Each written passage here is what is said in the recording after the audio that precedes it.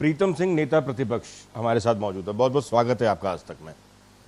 एक नई शुरुआत हो गई है गाली गलौज की, अपशब्दों की। 2022 के विधानसभा चुनाव सर पर हैं, ऐसे में क्या इस तरह के मुद्दे ही रहेंगे? भारतीय जनता पार्टी के जो प्रभारी हैं, उन्होंने जिस तरीके से राहुल गांधी जी के परिप्रेक्ष्य में अपशब्दों का प्रयोग किया है, उससे जो है भारतीय जनता पार्टी की संस्कृति उजागर होती है। और मैं समझता हूं कि राज्य के अंदर इन तमाम चीज़ों के लिए कोई जगह नहीं है।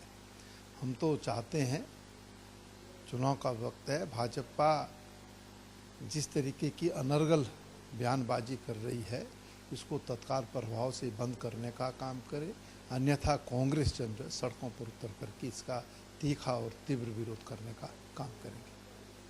एक बात और भी बोली गई है जिसमें जो भी टॉप लीडरशिप है कांग्रेस की, उनके उसमें बोला गया है कि किसी धर्म विशेष के लोगों से उन्होंने शादी की है।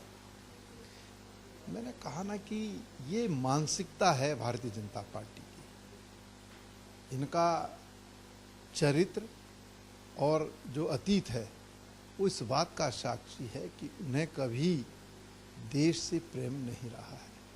जब अंग्रेज़ों के खिलाफ जंग लड़ी जा रही थी तो भारतीय जनता पार्टी के पूर्वज जो है वो अंग्रेज़ों के साथ लाभबद्ध हुए थे। अब जब देश आज़ाद हो गया है, तब देश को आगे बढ़ना चाहिए, और इस संस्कृति को जिस तरीके से भाजपा जन्म देने का काम कर रही है वो कदापि उचित नहीं है। और मैं कहना चाहता हूँ कि देश के अंदर समरसता रहनी चाहिए, सभी धर्मों को समान रूप से रहने का अधिकार है, सर्व धर्म संभव। और भाजपा अपने उद्बोधन में और अपने भाषणों में लगातार इस बात को कहती है, लेकिन उसके चाल चरित्र और चेहरे में जमीन आसमान का फर्क है।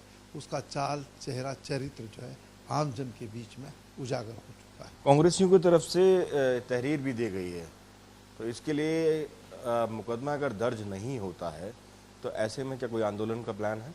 नहीं, निश्चित रूप से कांग्रेस जो है यहीं पर जो है इसको विराम देने का काम नहीं करेगी। हम इस लड़ाई को आगे बढ़ कर के लड़ने का काम करेंगे और जो भी आवश्यकता होगी उसके अनुसार आगे चलते हुए सड़क पर जो है उतरने का काम करेंगे। प्रीतम जी, यंग उत्तराखंड की बुनियाद जिस तरीके से, क्योंकि 20 वर्ष हुए हैं उत्तराखंड को, 21वें वर्ष में हम लोग चल रहे हैं, क्या लग रहा है कि क्या ये आने वाला जो यंगस्टर है उसके लिए अच्छा संकेत है? क्योंकि जिस तरीके से जाति को लेकर, धर्म को लेकर, गाली गलौज को लेकर चुनावी राजनीति शुरू हो गई है, उसके परिप्रेक्ष्य में क्या लगता है आपको, क्या ज़रूरत है आज की? नहीं, देखिए, मैं कदापि इसका समर्थक नहीं रहा हूँ कि प्रदेश के अंदर इस तरीके की राजनीति का जन्म हो।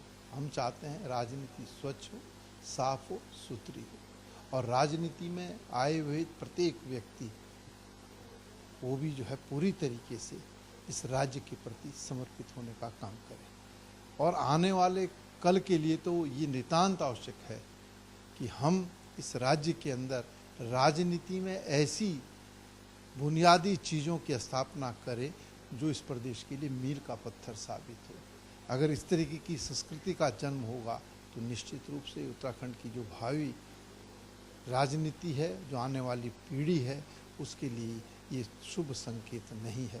और कांग्रेस इसकी पक्षधर भी नहीं है, और हम ऐसी ताकतों का डटकर मुकाबला करने का काम करेंगे। मेरा अभी के लिए आखिरी सवाल, क्या लगता है आपको, दुष्यंत कुमार से आप माफ़ी की उम्मीद रखते हैं?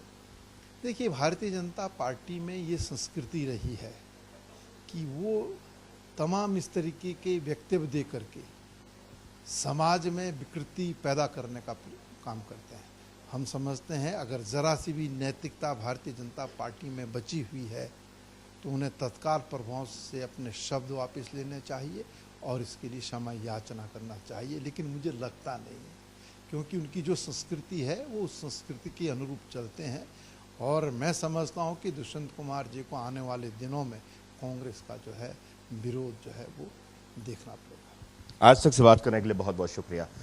नेता प्रतिपक्ष और कांग्रेस के वरिष्ठ नेता प्रीतम सिंह का साफ तौर पर कहना है, उन्हें उम्मीद तो नहीं कि भाजपा इस मुद्दे पर माफी मांगेगी, लेकिन फिर भी वो एक स्वस्थ राजनीति को मानकर चलते हैं और उम्मीद करते हैं कि राजनीति में स्वच्छता बेहद जरूरी है।